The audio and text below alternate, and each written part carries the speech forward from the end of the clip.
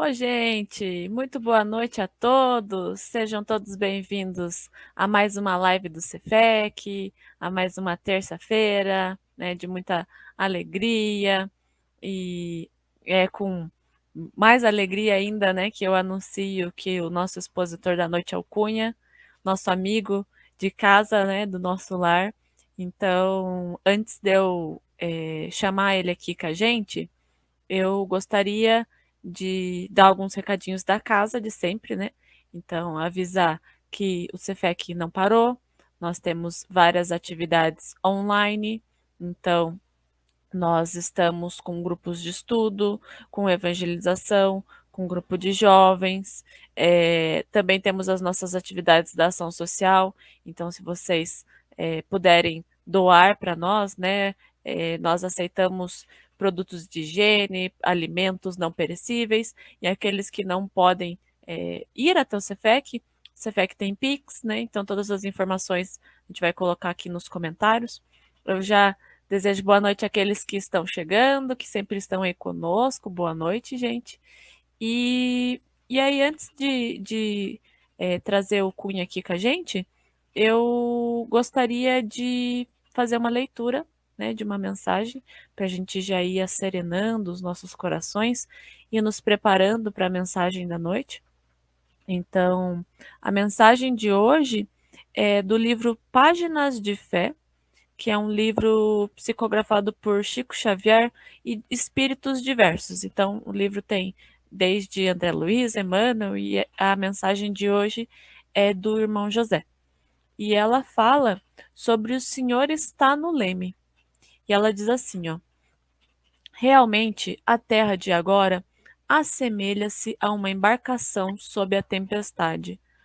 Alteiam-se as ondas da violência, sopra o vendaval da discórdia, ameaçadoras nuvens pairam no horizonte. A tripulação se desarvora. Nada temamos, porém. De novo brilhará o sol no firmamento. Prossigamos adiante, singrando as águas revoltas com a imprescindível bússola da fé, seja o trabalho no bem, o nosso farol para a travessia das grandes dificuldades. O Senhor está no leme. Lindo, né? Então, com essa mensagem, que a gente possa fechar os nossos olhos, mentalizar a figura do Mestre Jesus e pedimos permissão aos amigos espirituais que nos assistem para iniciarmos mais um estudo do Evangelho, mais um tema da palestra sobre os ensinamentos de Jesus e que a mensagem de hoje do nosso irmão Cunha seja uma mensagem importante e que possa refletir em nossos pensamentos, em nossos corações e que possamos colocá-la em prática. Que o Senhor esteja sempre conosco, que assim seja. Então, com essa mensagem, eu chamo o palestrante da noite, que é o Cunha, do nosso lar, com a mensagem. O tema da palestra de hoje é Meninos Espirituais. Então, eu deixo a palavra com o Cunha. Uma boa noite a todos os nossos amigos, amigas, a todos os nossos irmãos e irmãs que têm os seus corações vinculados ao Cefec, ao Centro Espírita Fé, Esperança e Caridade. Eu venho com muito carinho, com muita alegria e com muito respeito a esse momento, fazer parte ou trazer, a minha singela contribuição no campo da reflexão para os ensinamentos do Evangelho.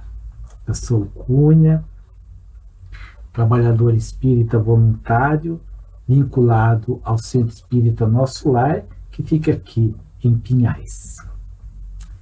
Para iniciarmos as nossas reflexões, pedimos a Deus, nosso Pai, que nos abençoe. e pedimos a Jesus, nosso Mestre amado, que nos envolva a todos em muita luz, em muita paz e muito amor, a fim de que possamos aqui, através das falas de Emmanuel, de Paulo de Tarso, de Joana de Ângeles, nutrimos a nossa alma, que tem fome das verdades celestiais. O tema proposto para essa noite, ele é intitulado Meninos Espirituais. Esse tema, ele é retirado do livro Caminho, Verdade e Vida, psicografia de Francisco Cândido Xavier, e o espírito que ditou a mensagem é o nosso tão respeitado, admirado Emmanuel. O Emmanuel, ele tem uma compreensão muito profunda acerca dos ensinamentos de Jesus e acerca da convivência e dos relacionamentos entre os indivíduos. Eu vivi um grande conflito, me permito aqui, né, um pequeno depoimento. Recentemente eu vivi um grande conflito, porque eu cometi um grande erro. Eu estava com dificuldades de ler o Evangelho segundo o Espiritismo. E fiz preces e pedi a Deus que me ajudasse. E aí eu compreendi uma coisa, que eu estava cometendo um erro, que eu estudava o Evangelho para tentar iluminar a minha mente.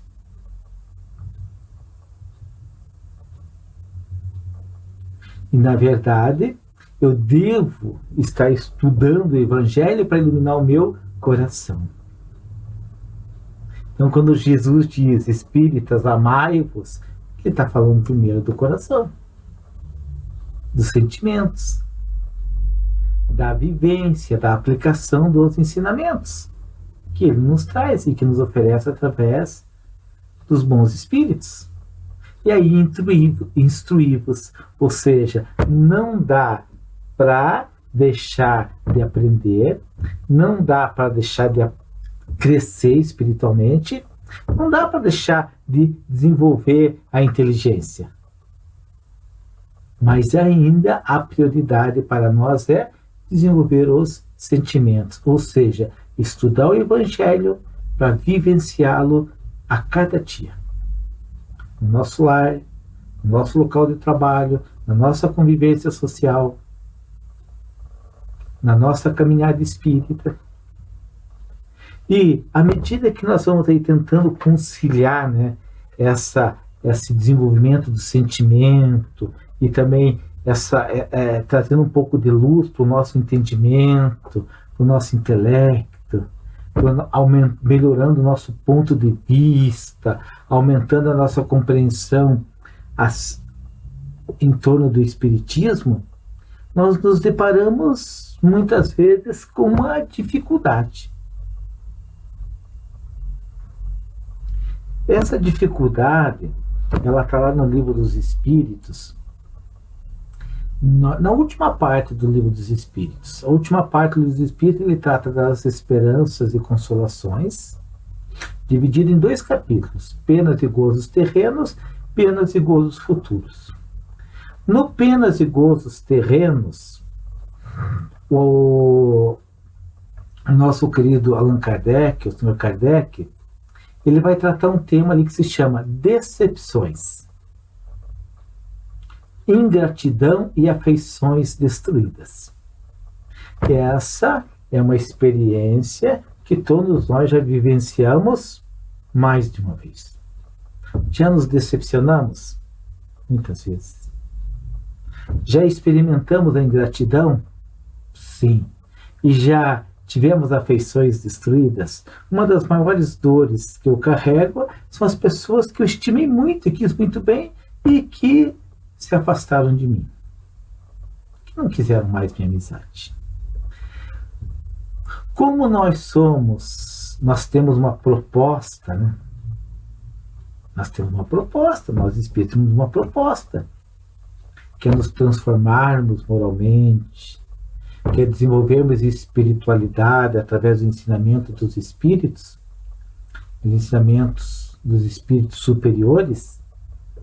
Nós começamos a questionar a nossa encarnação, começamos a questionar os nossos relacionamentos e sofremos com a decepção, com a ingratidão, com as afeições destruídas. Nós sofremos com as deserções. Nós vamos, através dos vínculos afetivos que vamos criando na casa espírita, com os nossos companheiros, né, que estudam, que trabalham, nós vamos construindo vínculos afetivos muito fortes. E os anos vão passando e nós vamos vendo muitos companheiros que vão desistindo.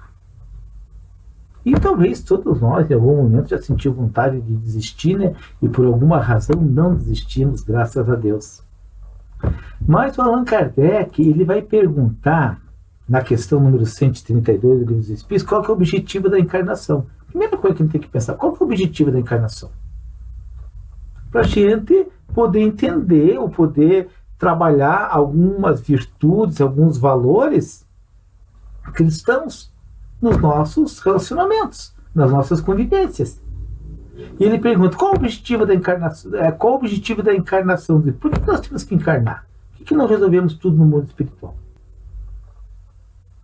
E os espíritos respondem, Deus lhes impõe, é lei divina, é autoridade divina, Deus impõe a encarnação com o fim de fazê-los chegar à perfeição. Deus, se quisesse, poderia ter nos criado perfeitos? Acho que se Deus quisesse, poderia, mas Ele não nos criou perfeitos. Criou-nos perfectíveis, capazes de irmos avançando em todas as perfeições. Então, encarnado, está ali no livro, para uns é expiação, para outros missão. Temos dívidas do passado. Encarnamos para resgatar essas dívidas, mas também trazemos missões. E ele fala, mas para alcançar essa perfeição, tem que sofrer todas as vicissitudes da existência corporal. Ou seja, quando encarnamos, vamos enfrentar dores, dificuldades na nossa encarnação. Então, não é para o mundo espiritual nenhuma surpresa nós experimentarmos dificuldades. Eu sempre brinco, né, que nós vamos envelhecendo, temos muita história para contar. Já choramos muito, já sofremos muito, e ainda vamos chorar e vamos sofrer até a nossa desencarnação. Porque temos que suportar todas as vicissitudes. Então são as intempéries do tempo, convivemos com frio, com calor, com seca, com chuva, estamos aí convivendo com uma pandemia, ainda experimentamos o desemprego, experimentamos as doenças, as dificuldades das relações, tudo isso faz parte. Nisso está a expiação. Visa ainda outro fim a encarnação, que isso é muito importante a gente saber. O de pôr o espírito em condições de suportar a parte que lhe toca na criação. Olha só que interessante. Colocar o espírito em condições de suportar a parte que lhe toca na obra da criação. Quando Deus nos criou, Ele já sabia qual seria a nossa parte na criação. Então, todas as encarnações, nós podemos pensar assim, são treinamentos. É Deus nos preparando para um dia ocuparmos a nossa obra na criação. É lindo. Deus, quando nos criou, não criou assim, pensando, ah, vou criar, vamos ver se vai dar alguma coisa, se algum dia vai servir para alguma coisa. Não, ele sabia para que nos criou. E nos dá o tempo, os milênios, os milhões de anos, o tempo que nós precisarmos para estarmos em condições. Então, olha só, através de cada encarnação, através das vicissitudes, através das expiações, através das missões, nós vamos adquirindo condições de um dia ocuparmos a nossa parte na criação. Por que eu estou dizendo tudo isso? Para tentar justificar as dificuldades que nós experimentamos.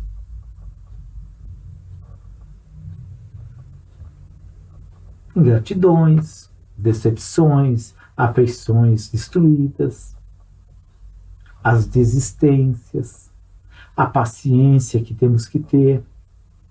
E o apóstolo Paulo de Tarso, ele vivenciou tudo isso. E isso é muito interessante, porque quando nós pensamos em bons espíritos ou em espíritos superiores, eles não são espíritos privilegiados. Eles não ganharam de presente a luz, a sabedoria. Eles passaram por tudo que nós estamos passando e foram aprendendo. E o Paulo de Tarso, ele compreendeu muito bem. O seu primeiro, quando ele se converte ao cristianismo, ele queria evangelizar todo mundo. Mas ele compreendeu que ele tinha que respeitar o momento espiritual de cada um. E ele vai dizer uma frase tão profunda numa carta que ele escreve aos Hebreus, que está ali registrada em Hebreus capítulo 5, versículo 13, que ele diz assim, o Paulo de Tarso escreveu assim, ó, porque qualquer que ainda se alimenta de leite não está experimentado na palavra de justiça, pois é menino. Ele entendeu que aquele que ainda está se alimentando de leite não está pronto, não está preparado. O nosso senhor Allan Kardec, ele falou de 3 momentos do Espiritismo. 3 momentos. Ele falou que o primeiro momento seria o momento da curiosidade. O Espiritismo nascente se desenvolveu através da curiosidade das pessoas. No seu relacionamento com os espíritos para satisfazer a curiosidade. Muita gente ainda inicia sua caminhada no espiritismo motivado pela curiosidade.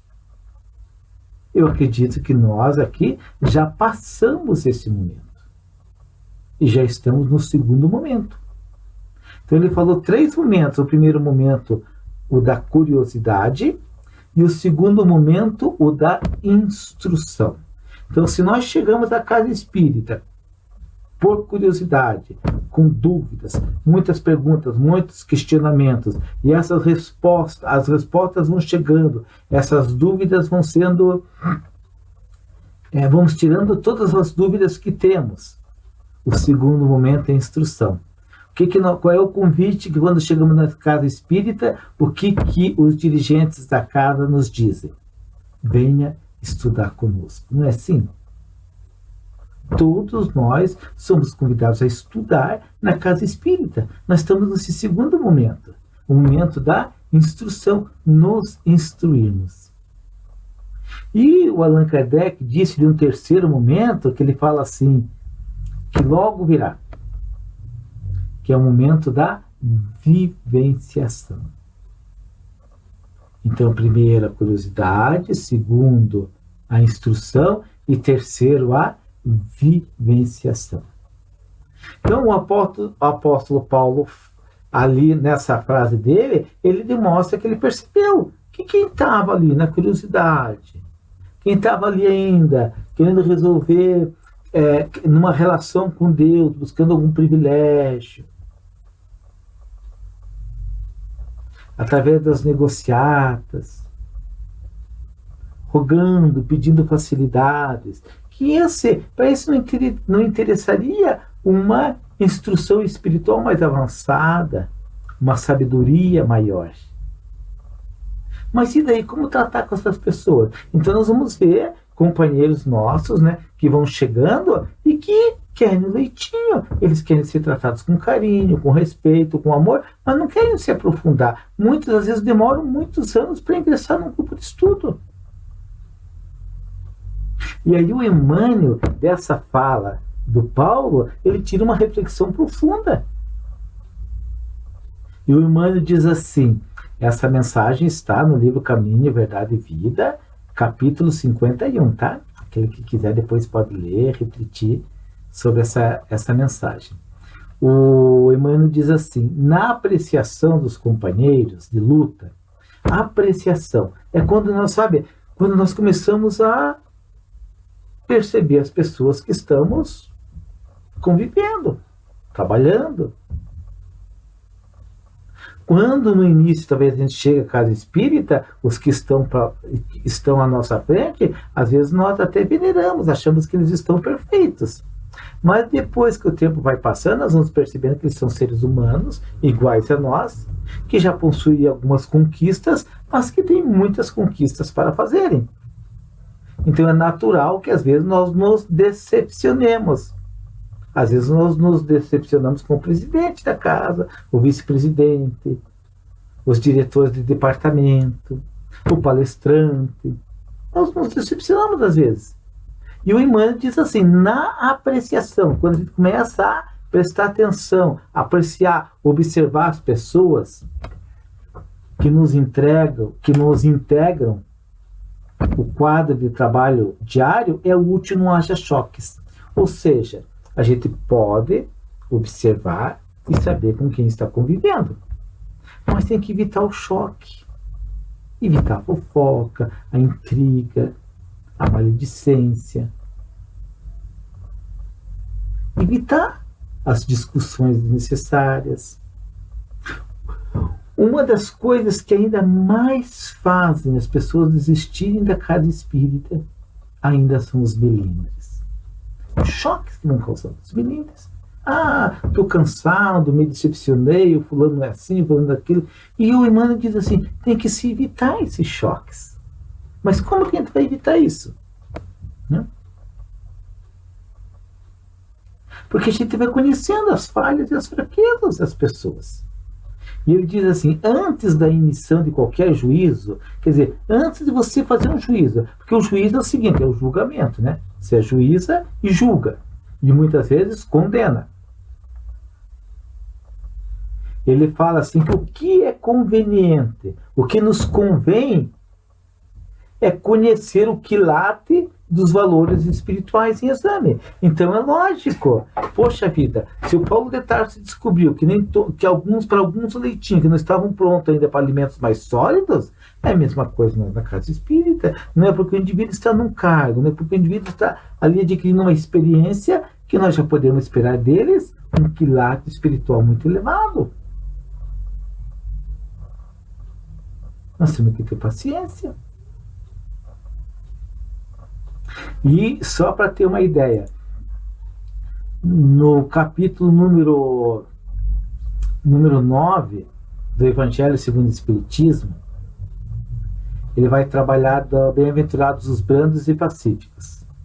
Nas instruções dos espíritos tem uma carta ali, assinada com um espírito amigo, que nós sabemos que esse espírito amigo é o espírito Joana de Ângeles. Então, para nós nos tornarmos brandos e pacíficos, a Joana de Ângeles nos convoca à paciência.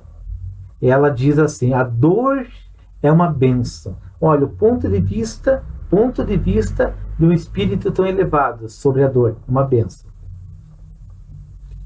Que Deus envia a seus eleitos. Quer dizer, toda dor que nos chega foi enviada por Deus. E nós fomos escolhidos por Deus para passar por aquela dor. Pois, daí ela fala, não vos aflijais, pois quando sofrerdes, antes bendizei a Deus onipotente, que pela dor neste mundo vos marcou para a glória no céu. Pessoal, por que Deus deixa a gente sofrer? para desenvolver um potencial muito elevado. Isso é difícil para a gente quando está sofrendo, dizer, ai, Deus, estou melhorando, Deus está me cuidando. Mas é assim que a Joana de Ângeles diz. Fomos eleitos, fomos escolhidos. E Deus nos marcou para a glória no céu. É para melhorar alguma coisa. É bonita, né? Ela continua aqui, uma mensagem muito linda, tá?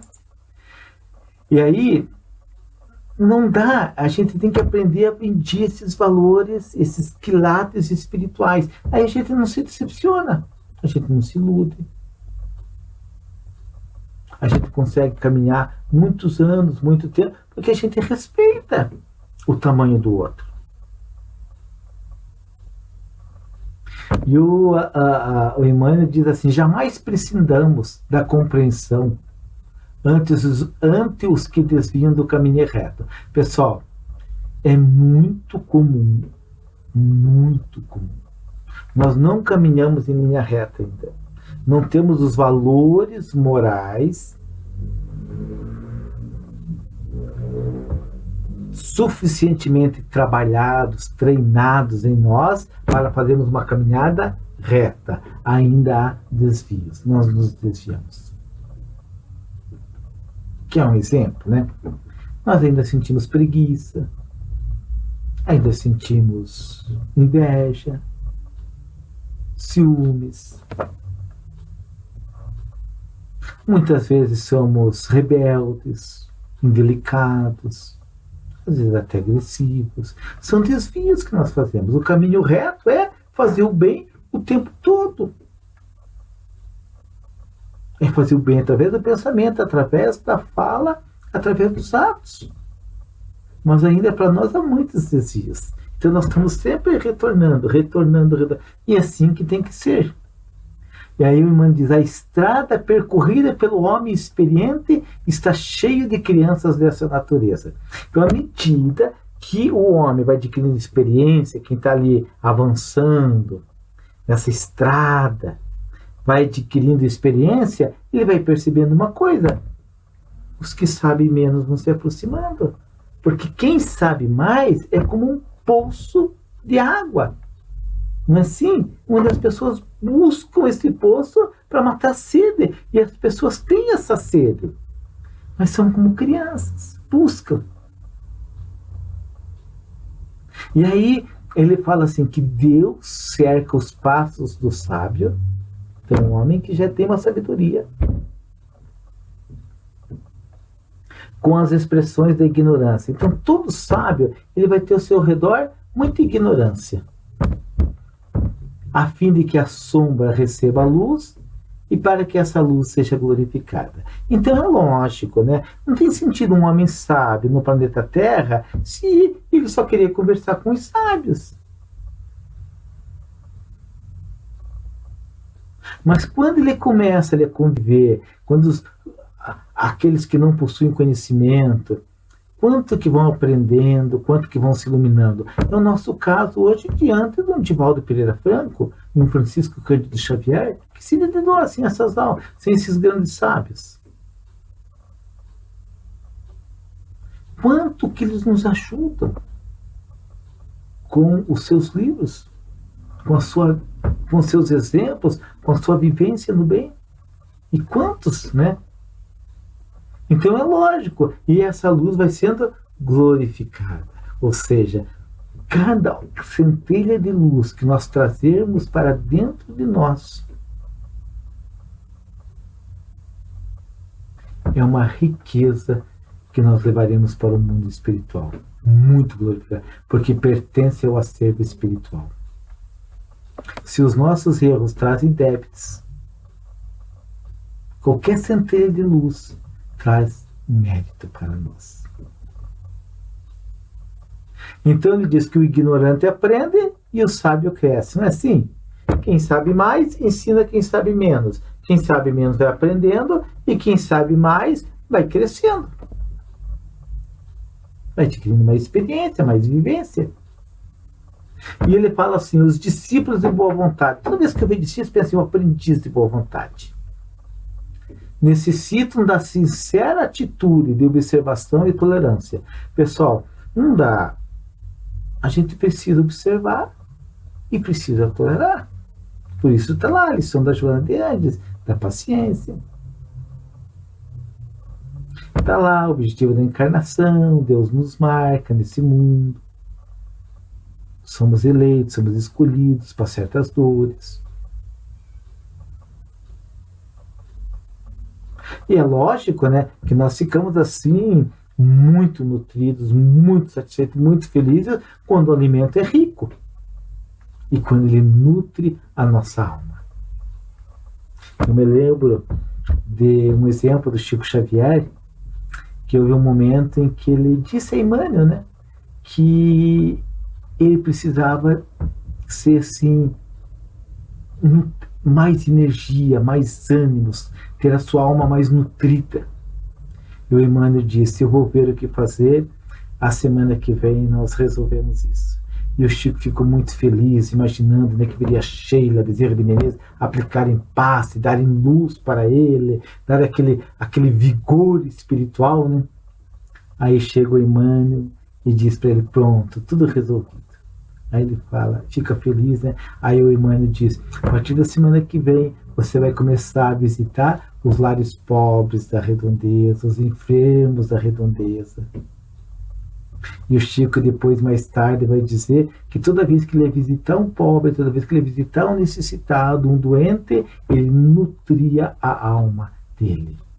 Ou seja, né, nós vamos buscar toda a luz que precisamos no trabalho, na atividade útil, no bem do nosso próximo. E aí o Emmanuel, ele faz uma comparação com a criança. Ele diz assim: toda criança é frágil.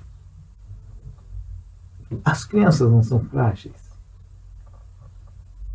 E nós a condenamos por isso? De jeito nenhum, né? Nós as amamos. Então, há muitos companheiros casados, com filhos, que caminham conosco, que são frágeis. E muitas vezes nós estamos vulneráveis. Quantas vezes nós estamos frágeis? Precisando de um abraço, de um amparo, de um carinho. Graças a Deus, né, nunca nos faltaram amigos, né, para os momentos difíceis nos ouvirem, nos ampararem. Nunca faltou serviço, né, para nutrir a nossa alma. E o Emmanuel diz assim: se tua mente pode vibrar no voo mais alto, então para quem já consegue ter uma mente que vibra mais alto, que já consegue sintonizar com bons espíritos, não te esqueça dos que ficaram no ninho.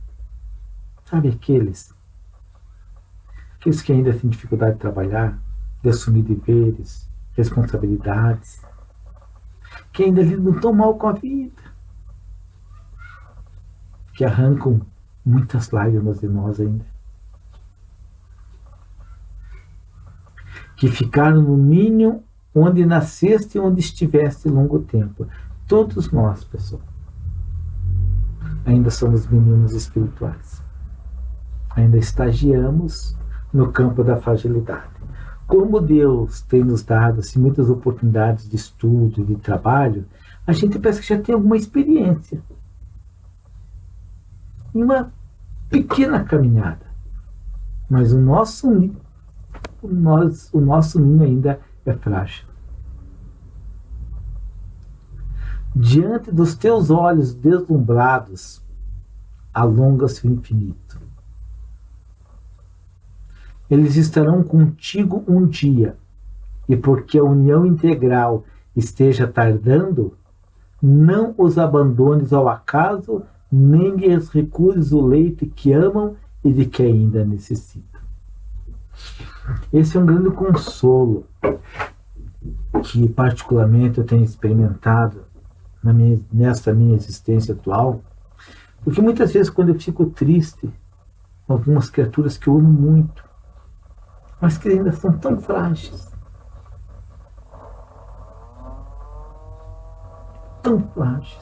E às vezes eu penso assim, falo assim, meu Deus, o que vai ser dessa criatura? O que vai ser?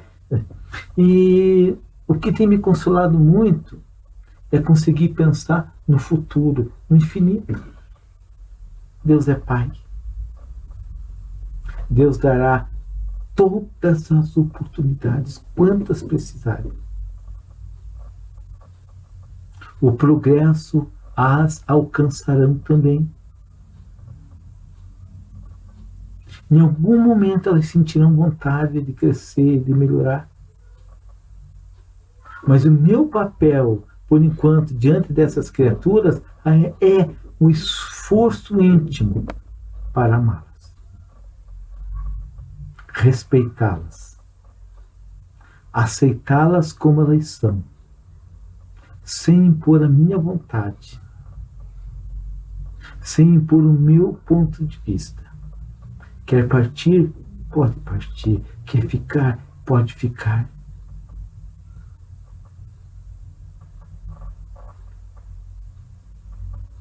Então, eu tenho percebido que todos nós encontramos muito consolo quando nós aprendemos a entregar os nossos amados aos cuidados de Deus.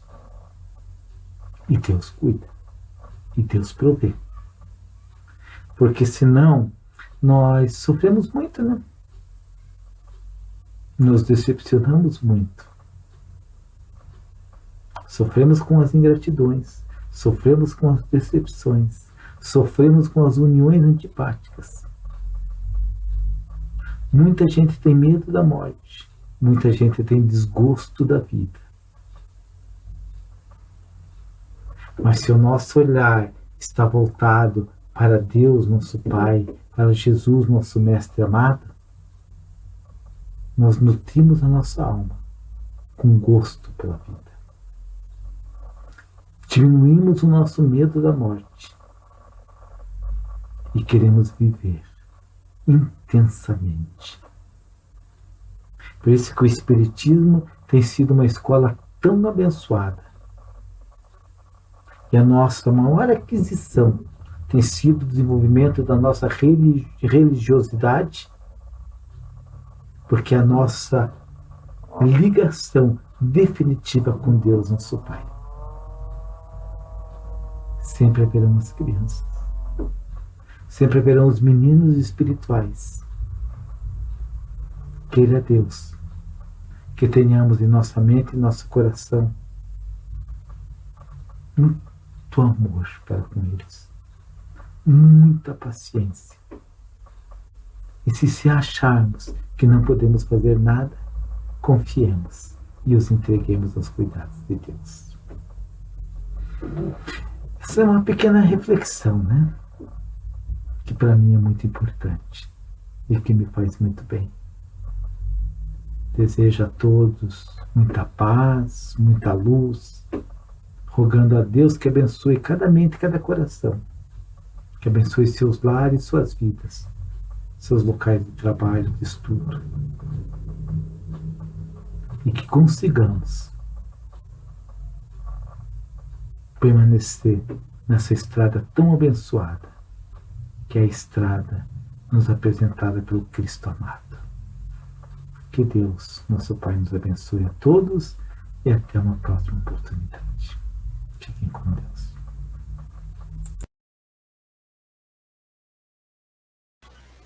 Obrigada, Cunha, pelas suas palavras. Agradecemos mais uma vez a exposição da noite.